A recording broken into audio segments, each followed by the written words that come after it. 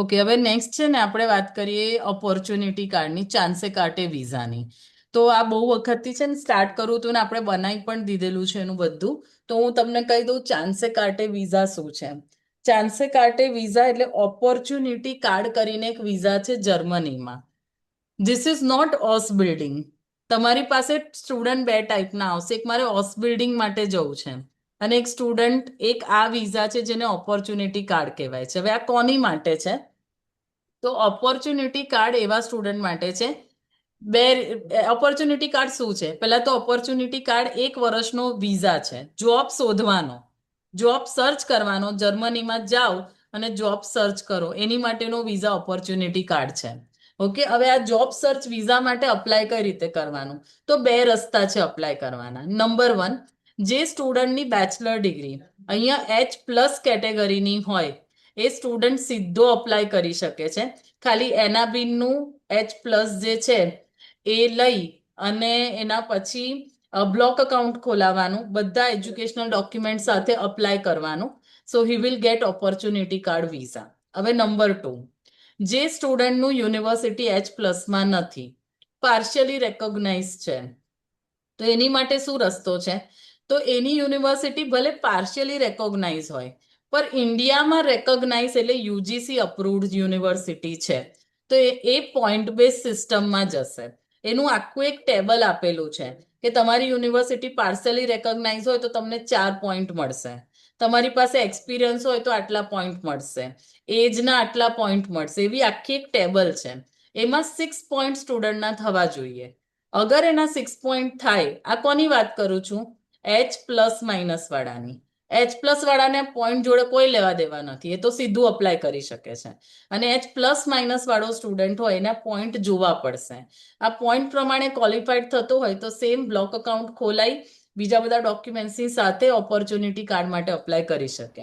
Ma'am sorry, આ points શેના છે? જો કહું તને, આ ડોક્યુમેન્ટ શેર કર્યું એટલે તને ખ્યાલ આવશે. 1 minute.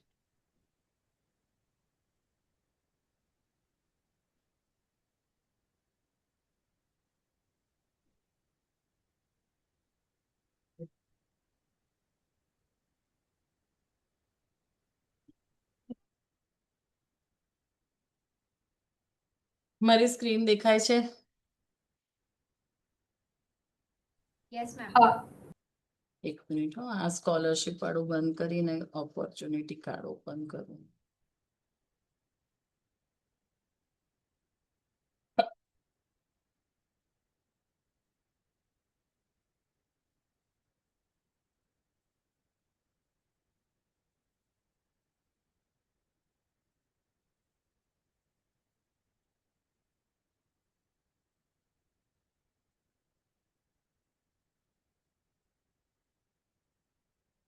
Opportunity card is a resident permit, simply job search process for non-European professional.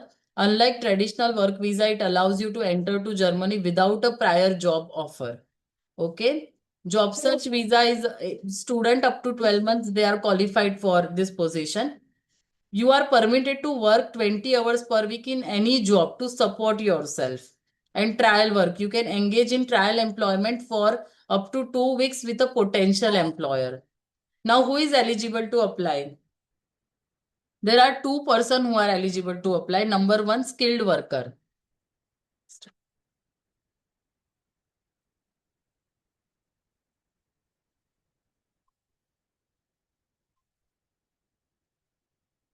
Okay, so there are two type of person. One, skilled worker, direct eligible. कौन છે?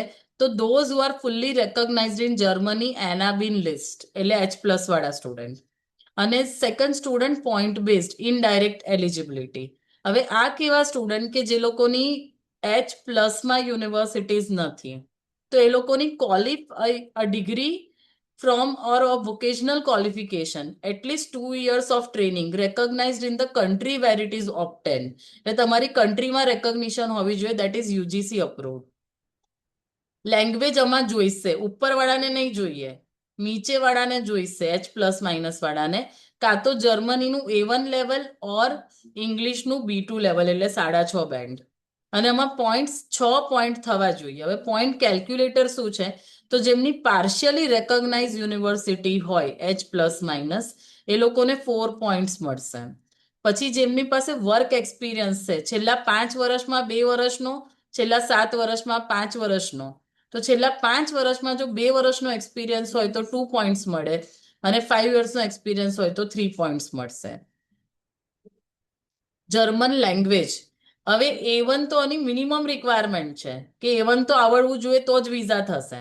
પણ એની પાસે જો A2 હશે તો 1 પોઈન્ટ મળે, B1 હશે તો 2 પોઈન્ટ્સ મળશે, B2 હશે તો 3 પોઈન્ટ મળશે. એવી રીતની આ લોકોની રિક્વાયરમેન્ટ છે. અને અગર વધારે પોઈન્ટ જોઈતા હોય તો ઇંગ્લિશમાં પણ C1 સુધીનું, એટલે 7 બેન્ડની રિક્વાયરમેન્ટ છે પોઈન્ટ ક્લેમ કરવા માટે. હા, ઉપરનું તો બેઝિક છે ખાલી એપ્લિકેશન નાખવા માટે. એજ 35 ની અંડર હોય તો 2 પોઈન્ટ્સ, અને 35 to 40 હોય તો 1 પોઈન્ટ. અને જર્મનીમાં પ્રીવિયસ સ્ટે હોય તો 1 પોઈન્ટ મળે. શોર્ટેજ સ્કિલ ઓક્યુપેશનમાં તમારું લિસ્ટમાં કોર્સ આવતો હોય આઈટી એન્જિનિયરિંગ કે હેલ્થકેર, એનું એક આખી લિંક આપી છે એ લોકોએ, એમાં આવતો હોય તો 1 પોઈન્ટ મળે. આમાં શું ડોક્યુમેન્ટ્સ જોઈશે લખેલું છે. પાસપોર્ટ છે, તમારું ડિગ્રી છે, રેકોગ્નિશન એના બિનનું, લેંગ્વેજની અગર રિક્વાયરમેન્ટ હોય તો એ, તમારે 13,092 આટલું બ્લોક અકાઉન્ટ જોઈશે, 13 લાખનું. હેલ્થ ઇન્સ્યોરન્સ એ બ્લોક અકાઉન્ટ વાળા જ આપી દે છે, અને સીવી અને મોટિવેશન લેટર. ઓકે, એનો ટર્ન અરાઉન્ડ ટાઈમ શું છે? તો 4 વીક થી 12 વીક, એટલે લગભગ 1 થી 3 મહિનામાં આનો આવી જશે ડિસિઝન. અને કેટલા ટાઈમના વિઝા વેલિડ હોય છે? તો 1 યરના હોય છે. હવે ફર્ધર સ્ટે બેક માટે શું ઓપ્શન છે? તો આમાં જો કોઈ સ્ટુડન્ટને જોબ મળી જાય તો એનો એમ્પ્લોયમેન્ટ રેસિડન્સ પરમિટ માટે અપ્લાય કરી શકે.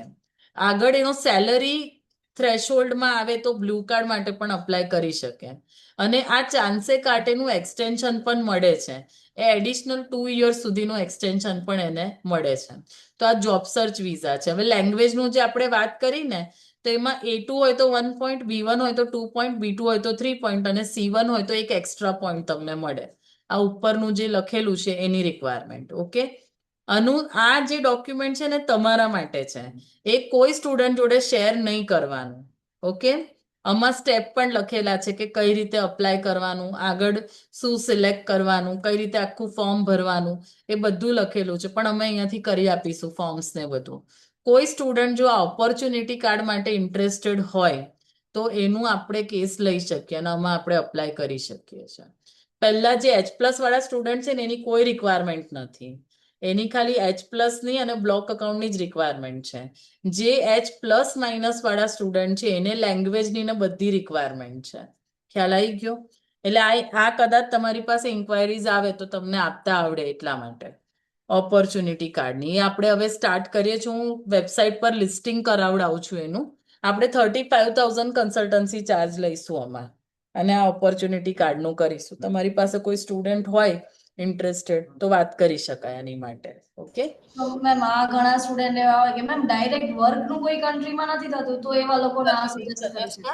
જર્મની કર ડાયરેક્ટ વર્ક. મેમ આમાં સ્પાઉસ જઈ શકશે? જર્મની એ જરૂર નથી. જર્મનીમાં તો અલાઉડ જ છે ને જૈવિકા સ્પાઉસ. ના, એટલે એ સાથે જઈ શકશે કે ત્યાં જઈને? જર્મનીમાં તો બંનેની ફાઇલ સાથે મૂકવાની જ અલાઉડ છે. અચ્છા. અલાઉડ, હા.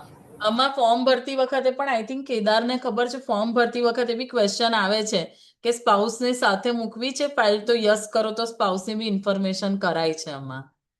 ઓપોર્ચ્યુનિટી કાર્ડમાં કદાચ સ્પાઉસ ઇન્ટરેસ્ટેડ હોય તો જવાય એમ, લાઈક હા, એટલે કરી એવા શકાય. કેસીસ હોય તો કરાય. હું છતાંય પૂછી લઉં છું, ડબલ ચેક કરીને તમને કહું. સારું. હા.